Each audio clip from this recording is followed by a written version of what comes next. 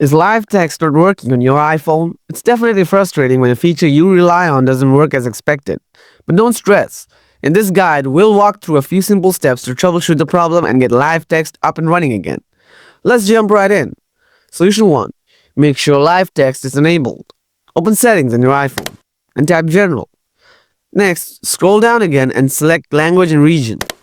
Now check if live text is turned on. If it's off, toggle it on. After that, restart your iPhone. Then try using live text again to see if the issue is resolved. Solution 2. Update your iPhone software. Sometimes outdated software can cause features like live text to stop working.